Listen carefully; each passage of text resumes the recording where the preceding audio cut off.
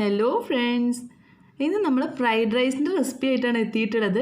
അപ്പോൾ fried rice എങ്ങനെയാണ് എളുപ്പത്തിലും ടേസ്റ്റി ആയിട്ട് ഉണ്ടാക്കാമെന്ന് നമുക്കൊന്ന് നോക്കിയാലോ. നമുക്ക് ആദ്യമേ തന്നെ ഇതിനായിട്ട് റൈസ് വേവിച്ച് വയ്ക്കാം. ഞാനിപ്പോൾ ഇതൊരു സാധാരണ ഗ്ലാസ്സിലാണ് റൈസ് അളന്നെടുക്കുന്നത്. ബസ്മതി റൈസാണ് നമ്മൾ ഇതിനായിട്ട് ഉപയോഗിക്കുന്നത്. നോർമലി നല്ല രീതിയിൽ കിട്ടാൻ വേണ്ടിയിട്ട് ഞാൻ എപ്പോഴും ഇന്ത്യ ഗേറ്റിൻ്റെ ബസ്മതി റൈസാണ് ഉപയോഗിക്കുന്നത്. നിങ്ങൾ സാധാരണയായിട്ട് ഏതാണ് ഫോളോ ചെയ്യുന്നത് ആ ബസ്മതി റൈസ് തന്നെ നിങ്ങൾക്ക് എടുക്കാവുന്നതാണ്. അപ്പോൾ നമുക്ക് റൈസ് അളന്ന് മാറ്റി വയ്ക്കാം. ഇത് നമുക്ക് വേവിക്കാൻ ആവശ്യമായ പാത്രത്തിലേക്ക് ഇട്ട് കൊടുത്തിട്ട് നന്നായിട്ട് കഴുകിയിട്ട് ആവശ്യത്തിന് വെള്ളം ഒഴിച്ച് വേവിക്കാം. വേവിക്കുന്ന സമയത്ത് നമ്മൾ ഇതിലേക്ക് ആവശ്യത്തിന് ഉപ്പ് ചേർത്ത് കൊടുക്കാം. ഒപ്പം തന്നെ അല്പം വെളിച്ചെണ്ണയും ചേർത്ത് കൊടുക്കാം. അപ്പോൾ നമുക്ക് റൈസ് തമ്മിൽ ഒട്ടിപ്പിടിക്കാതെ നല്ല രീതിയിൽ കിട്ടുന്നതാണ്. റൈസ് വേവിക്കുന്ന സമയത്ത് ഒന്ന് തിളവന്ന് തുടങ്ങിക്കഴിഞ്ഞ് കഴിഞ്ഞാൽ പിന്നെ ലോ ഫ്ലെയിമിലിട്ട് നമുക്കിത് അടച്ചു വെച്ച് വേവിക്കാവുന്നതാണ്. നമുക്ക് ഈ റൈസ് ഒത്തിരി അധികം ഒന്നും വെന്ത് കിട്ടേണ്ട ആവശ്യമില്ല. ഒരു 3/4 വേവാകുമ്പോഴേക്കും നമുക്കിത് കോരി ഊറ്റി മാറ്റാവുന്നതാണ്. ഇന്ത്യ ഗേറ്റിൻ്റെ ഈ ബസ്മതി റൈസ് വേവിക്കുന്ന സമയത്ത് നമ്മൾ കുതിർത്ത് വെച്ച് വേവിക്കേണ്ട ആവശ്യമില്ല. കുതിർത്ത് വെച്ച് കഴിഞ്ഞ് കഴിഞ്ഞാൽ നമുക്ക് പെട്ടെന്ന് തന്നെ നമ്മുടെ നീളത്തിലുള്ള അരികൾ മുറിഞ്ഞു പോയിട്ട് നമ്മുടെ റൈസ് കാണാനൊരു ഭംഗിയില്ലാതാവാൻ സാധ്യതയുണ്ട്. അപ്പോൾ നമ്മൾ കുക്ക് ചെയ്യുന്ന ടൈമിൽ തന്നെ വേവിച്ചെടുത്താൽ മതിയാവും. വളരെ പെട്ടെന്ന് തന്നെ നമുക്കിത് വെന്ത് കിട്ടും. ഒത്തിരി അധികം വേവിച്ചാലും നമ്മുടെ ഫ്രൈഡ് റൈസ് പെട്ടെന്ന് തന്നെ കുഴഞ്ഞു പോകാൻ സാധ്യതയുണ്ട്. അതുകൊണ്ട് 3/4 വേവാകുമ്പോഴേക്ക് വേഗം നമ്മൾ അരി വെള്ളം കളഞ്ഞ് മാറ്റി വയ്ക്കാവുന്നതാണ്. ഇനി നമുക്ക് ഫ്രൈഡ് റൈസിന് ആവശ്യമായ വെജിറ്റബിൾസ് കട്ട് ചെയ്തെടുക്കാം. ഞാനിപ്പോൾ ഇവിടെ സാധാരണയായിട്ട് എടുക്കുന്ന രീതിയിലുള്ള വെജിറ്റബിൾസാണ് എടുത്തിട്ടുള്ളത്. ഈ 1 ഗ്ലാസ് നിറയെ ഉള്ള റൈസിന് വേണ്ടിയിട്ട് ഞാൻ ഒരു ക്യാരറ്റ് എടുത്തിട്ടുണ്ട്. പിന്നെ ഒരല്പം ക്യാബേജ് കട്ട് ചെയ്ത് മാറ്റി വെച്ചിട്ടുണ്ട്. ഒരു ചെറിയ ഉള്ളി കട്ട് ചെയ്ത് വെച്ചിട്ടുണ്ട്. പിന്നെ ഒരു 3-4 ബീൻസ് കട്ട് ചെയ്ത് മാറ്റി വെച്ചിട്ടുണ്ട്. വെജിറ്റബിൾസ് നിങ്ങളുടെ ആവശ്യത്തിന് അത്രയും നിങ്ങൾക്ക് എടുക്കാവുന്നതാണ്. വെജിറ്റബിൾസ് താല്പര്യമുള്ളവരാണെങ്കിൽ കൂടുതൽ ഉപയോഗിക്കാവുന്നതാണ്. ഏകദേശം എന്തായാലും ഇത്രയും വെജിറ്റബിൾസ് നമുക്ക് ഈ ഒരു റൈസിന് ആവശ്യമായിട്ടുണ്ട്. നമ്മളിതെല്ലാം കട്ട് ചെയ്ത് മാറ്റി വെച്ച ശേഷം മാത്രമേ നമ്മൾ കുക്കിംഗ് സ്റ്റാർട്ട് ചെയ്യാൻ പാടുള്ളൂ. കാരണം ഹൈ ഫ്ലെയിമിലാണ് എപ്പോഴും നമ്മൾ ഫ്രൈഡ് റൈസ് കുക്ക് ചെയ്തെടുക്കുക. അപ്പോൾ നമ്മൾ ആ ഒരു ടൈമിൽ നമുക്ക് വെജിറ്റബിൾസ് കട്ട് ചെയ്യുന്നത് പോസിബിൾ അല്ല. അപ്പോൾ നേരത്തെ തന്നെ നമ്മളിത് കട്ട് ചെയ്ത് മാറ്റി വെക്കണം. അപ്പോൾ നമുക്കിനി ഫ്ലെയിം ഓൺ ചെയ്ത ശേഷം ഒരു പാൻ അടുപ്പിലേക്ക് വെക്കാം. നമ്മൾ ഉണ്ടാക്കിയെടുക്കുന്നത് ഒരു നോൺ വെജിറ്റേറിയൻ ഫ്രൈഡ് റൈസ് ആണ്. അപ്പോൾ അതിന് നമ്മൾ യൂസ് ചെയ്യുന്നത് ഈ വെജിറ്റബിൾസും ഒപ്പം തന്നെ ചിക്കനും മുട്ടയാണ്. അപ്പോൾ ചിക്കന് വേണ്ടിയിട്ട് നമ്മൾ ചിക്കൻ നന്നായിട്ട് കഴുകി ഒരു കുക്കറിലിട്ട് കൊടുത്തിട്ട് അല്പം വെള്ളവും ഉപ്പും കുരുമുളക് പൊടിയും ചേർത്ത് 2 വിസിൽ വന്ന ശേഷം അതിൻ്റെ നമ്മൾ എല്ലൊക്കെ കളഞ്ഞിട്ട് നന്നായിട്ട് പിച്ചി മാറ്റി വെച്ചതാണിത്. പിന്നെ നമുക്കിതിനായിട്ട് മുട്ട ആവശ്യമായിട്ടുണ്ട്. ഞാനിപ്പോൾ ഇവിടെ 3 മുട്ടയാണ് എടുത്തിട്ടുള്ളത്. നിങ്ങൾക്ക് 3-4 മുട്ടയൊക്കെ എടുക്കാവുന്നതാണ്. 2 മുട്ട എടുത്താലും കുഴപ്പമില്ല. അപ്പോൾ നമ്മൾ ഈ പാനിലേക്ക് ഇനിയിപ്പോൾ അല്പം വെളിച്ചെണ്ണ ചേർത്ത് കൊടുക്കാം. നിങ്ങൾക്ക് ഈ ഫ്രൈഡ് റൈസ് വേണമെങ്കിൽ സൺഫ്ലവർ ഓയിലും കുക്ക് ചെയ്തെടുക്കാവുന്നതാണ്. ഞാനിപ്പോൾ നോർമലി നമ്മുടെ വെളിച്ചെണ്ണയാണ് ഉപയോഗിച്ചിട്ടുള്ളത്. അല്പം വെളിച്ചെണ്ണ ഒഴിച്ച് കൊടുത്ത ശേഷം നമുക്കിതിലേക്ക് നമ്മുടെ മുട്ട ഒന്ന് പൊട്ടിച്ച് ഒരു ബൗളിലേക്ക് ചേർത്ത ശേഷം ഇതിലേക്ക് ആവശ്യത്തിന് ഉപ്പ് കൂടെ ചേർത്ത് നന്നായിട്ടൊന്ന് ഇളക്കി യോജിപ്പിച്ച ശേഷം നമ്മൾ സാധാരണ മുട്ടയൊക്കെ സ്ക്രാമ്പിൾ ചെയ്തെടുക്കുന്ന അതേ രീതിയിൽ നമുക്കിതൊന്ന് വേവിച്ചെടുക്കാം. മുട്ട നന്നായിട്ട് കുക്കായി കഴിഞ്ഞ് കഴിഞ്ഞാൽ നമുക്കിത് വേറൊരു ബൗളിലേക്ക് മാറ്റി വയ്ക്കാവുന്നതാണ്. നമ്മുടെ ഇതേ പാനിൽ തന്നെ നമുക്ക് ഫ്രൈഡ് റൈസിൻ്റെ ബാക്കി വെജിറ്റബിൾസൊക്കെ കുക്ക് ചെയ്തെടുക്കാവുന്നതാണ്.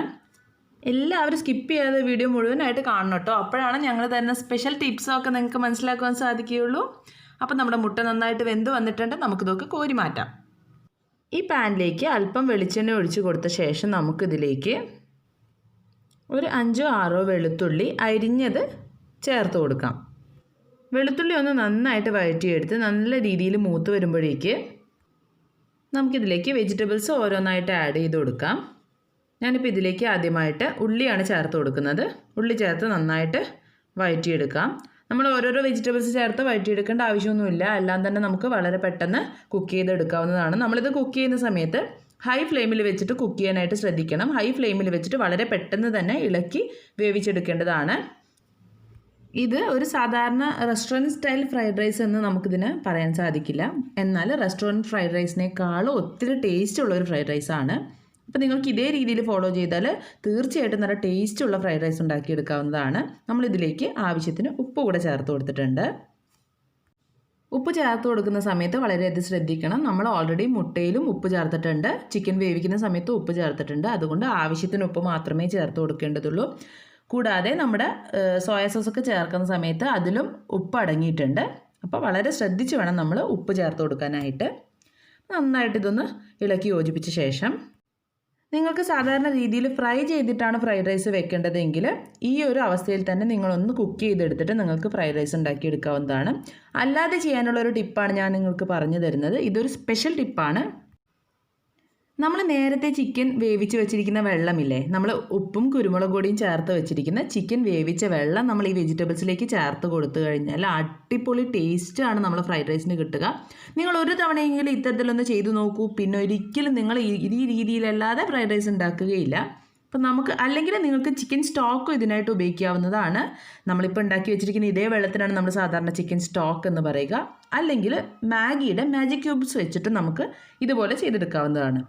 വളരെ കുറച്ച് വെള്ളമേ നമ്മളിതിലേക്ക് ചേർത്ത് കൊടുക്കേണ്ട ആവശ്യമുള്ളൂ. ഒത്തിരി വെള്ളത്തിലല്ല നമ്മൾ വെജിറ്റബിൾസ് വേവിച്ചെടുക്കുന്നത്.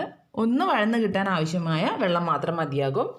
നമ്മൾ ഈ ചിക്കൻ വേവിച്ച വെള്ളം ഓൾറെഡി ഫ്രിഡ്ജിൽ സ്റ്റോർ ചെയ്ത് വെക്കുകയാണെന്നുണ്ടെങ്കിൽ നമുക്ക് ഒരാഴ്ച വരെ ഇത് കേടുകൂടാതെ സൂക്ഷിക്കാവുന്നതാണ്. നമ്മൾ ചില്ലി ചിക്കനൊക്കെ ഉണ്ടാക്കുന്ന സമയത്ത് നമുക്ക് ഗ്രേവിക്ക് വേണ്ടിയിട്ടും ഈ വെള്ളം തന്നെ ഉപയോഗിക്കാവുന്നതാണ്. അതായത് ചിക്കൻ്റെ സ്റ്റോക്ക് ഉപയോഗിക്കാവുന്നതാണ്. അപ്പം നമ്മുടെ വെജിറ്റബിൾസൊക്കെ ആവശ്യത്തിന് വെന്ത് വന്നിട്ടുണ്ട്. നമുക്കിതിലേക്ക് സോയ സോസ് ഒഴിച്ചു കൊടുക്കാം. നമ്മൾ ജസ്റ്റ് ഒരു ടീസ്പൂൺ സോയ സോസ് മാത്രമേ ഇതിലേക്ക് ഒഴിച്ചു കൊടുക്കുന്നുള്ളൂ. അതും ഞാൻ ലൈറ്റ് സോയ സോസാണ് ഉപയോഗിച്ചിരിക്കുന്നത്. ഡാർക്ക് സോയ സോസ് ആണെങ്കിൽ നിങ്ങൾ വളരെ ശ്രദ്ധയോടെ വേണം ചേർത്ത് കൊടുക്കാനായിട്ട്. അപ്പം നമുക്കിതിലേക്ക് സോയ സോസ് ചേർത്തിട്ട് നന്നായിട്ടൊന്ന് ഇളക്കി യോജിപ്പിക്കാം. നിങ്ങൾക്ക് സോയ സോസിൻ്റെ ടേസ്റ്റ് ഇഷ്ടമാണെങ്കിൽ അല്പം കൂടെ ചേർത്ത് കൊടുക്കാവുന്നതാണ്. സോയ സോസ് ഒത്തിരി കൂടിപ്പോയി കഴിഞ്ഞ് കഴിഞ്ഞാൽ നമുക്ക് ഫ്രൈഡ് റൈസിന് ഒരു കയ്പ്പ് ചുവ ഉണ്ടാവാൻ സാധ്യതയുണ്ട്. അപ്പോൾ ഇത് നന്നായിട്ടൊന്ന് ഇളക്കി യോജിപ്പിച്ച ശേഷം അത്യാവശ്യം നനവിരിക്കട്ടെ. നമ്മുടെ വെജിറ്റബിൾസിന് അത്യാവശ്യം ഒരു ഈർപ്പം ഇരിക്കുന്നത് കൊണ്ട് കുഴപ്പമൊന്നുമില്ല. നമ്മൾ റൈസൊക്കെ ചേർത്ത് മിക്സ് ചെയ്യുന്ന സമയത്ത് നല്ല ഒരു നമുക്ക് ഡ്രൈ ആയ അവസ്ഥയിലേക്ക് നമ്മുടെ ഫ്രൈഡ് റൈസ് കിട്ടുന്നതാണ്. ഇനി നമുക്കിതിലേക്ക് സ്പ്രിംഗ് ഓണിയൻ അരിഞ്ഞത് ചേർത്ത് കൊടുക്കാവുന്നതാണ്. മുഴുവനായിട്ട് ചേർത്ത് കൊടുക്കേണ്ട, അല്പം സ്പ്രിംഗ് ഓണിയൻ അരിഞ്ഞത് നമുക്ക് ലാസ്റ്റ് ചേർത്ത് കൊടുക്കാനായിട്ട് മാറ്റി വയ്ക്കാം. ഇനി നമുക്കിതിലേക്ക് മല്ലിയില കൂടെ ചേർത്ത് കൊടുക്കേണ്ടതായിട്ടുണ്ട്. നന്നായിട്ട് ഇളക്കി യോജിപ്പിച്ച ശേഷം നമ്മൾ നേരത്തെ വേവിച്ച് വെച്ചിരിക്കുന്ന നമ്മുടെ ചിക്കൻ ഇതിലേക്ക് ചേർത്ത് കൊടുക്കുക. ചിക്കൻ ചേർത്ത് നന്നായിട്ടത് ഇളക്കി യോജിപ്പിച്ച് കൊടുക്കുക. വെജിറ്റബിൾസൊക്കെ നല്ല രീതിയിൽ മിക്സ് ആവുന്ന രീതിയിൽ നമുക്കിത് ഇളക്കി യോജിപ്പിച്ച് കൊടുക്കാം. ഇനി ഇതിലേക്ക് നമ്മൾ നേരത്തെ വേവിച്ച് വെച്ചിരിക്കുന്ന നമ്മുടെ മുട്ട കൂടെ ചേർത്തിട്ട് നമുക്ക് നന്നായിട്ട് ഇളക്കി യോജിപ്പിക്കുക. മുട്ട നമുക്ക് മാക്സിമം ചെറിയ രീതിയിൽ കട്ട് ചെയ്ത് വെക്കാനായിട്ട് ശ്രദ്ധിക്കണം. എന്നിട്ട് നന്നായിട്ടിത് യോജിപ്പിച്ച് കൊടുക്കാം. ഉപ്പൊക്കെ നോക്കിയിട്ട് ആവശ്യമാണെങ്കിൽ നമുക്ക് ഈ അവസരത്തിൽ ചേർത്ത് കൊടുക്കാവുന്നതാണ്. ഇനി നമുക്കിതിലേക്ക് നമ്മൾ വേവിച്ച് മാറ്റി വെച്ചിരിക്കുന്ന റൈസ് ചേർത്ത് കൊടുക്കാം. റൈസൊക്കെ ഇപ്പോൾ കറക്റ്റ് പരുവത്തിലാണ് വെന്ത് വന്നിട്ടുള്ളത്. നമുക്ക് മെല്ലെ മെല്ലെ കട്ടകളൊക്കെ ഉടച്ച് നമ്മുടെ റൈസ് ഇതിലേക്ക് ചേർത്ത് കൊടുക്കാവുന്നതാണ്. കണ്ടോ, ഇതുപോലെ മെല്ലെ റൈസൊക്കെ ചേർത്ത് കൊടുത്ത് വളരെ ശ്രദ്ധയോടെ വേണം നമ്മളിത് ഇളക്കി യോജിപ്പിക്കുവാനായിട്ട്. അല്ലെങ്കിൽ നമ്മുടെ വെന്ത് വന്ന റൈസൊക്കെ പെട്ടെന്ന് തന്നെ പൊടിഞ്ഞു പോകാൻ സാധ്യതയുണ്ട്. അപ്പോൾ വളരെ ശ്രദ്ധിച്ച് വേണം നമ്മളിത് ഇളക്കി യോജിപ്പിക്കാനായിട്ട്. റൈസിൽ എല്ലായിടത്തേക്കും നമ്മുടെ വെജിറ്റബിൾസും ചിക്കനും മുട്ടയും ഒക്കെ മിക്സ് ആയി കഴിഞ്ഞ് കഴിഞ്ഞാൽ നമുക്കിതിലേക്ക് അവസാനമായിട്ട് അല്പം മല്ലിയിലയും ഒപ്പം തന്നെ സ്പ്രിംഗ് ഓണിയനും ചേർത്തിട്ട് ഫ്ലെയിം ഓഫ് ചെയ്യാവുന്നതാണ്. നമ്മുടെ സ്വാദിഷ്ടമായ ഫ്രൈഡ് റൈസ് റെഡി ആയിട്ടുണ്ട്. റെസ്റ്റോറൻറ്റ് സ്റ്റൈലിനേക്കാളും ഒത്തിരി ടേസ്റ്റി ആയിട്ടുള്ള ഒരു ഫ്രൈഡ് റൈസാണ്. അപ്പോൾ എല്ലാവരും തന്നെ ഇതെടുത്ത് ട്രൈ ചെയ്ത് നോക്കണം. അപ്പോൾ വീഡിയോ ഇഷ്ടമായെങ്കിൽ ഒന്ന് ലൈക്ക് ചെയ്യണേ. ഒപ്പം തന്നെ നിങ്ങളുടെ കമൻസും പ്രതീക്ഷിക്കുന്നു. നിങ്ങൾ ചാനൽ ഇതുവരെ സബ്സ്ക്രൈബ് ചെയ്തിട്ടില്ലെങ്കിൽ ഇപ്പോൾ തന്നെ ഒന്ന് സബ്സ്ക്രൈബ് ചെയ്തേക്കണേ. അപ്പോൾ ഈ ഫ്രൈഡ് റൈസിന് പറ്റിയ സൂപ്പർ ചില്ലി ചിക്കൻ്റെ റെസിപ്പി ആയിട്ട് കാണാം കേട്ടോ. അതുവരേക്കും ബൈ.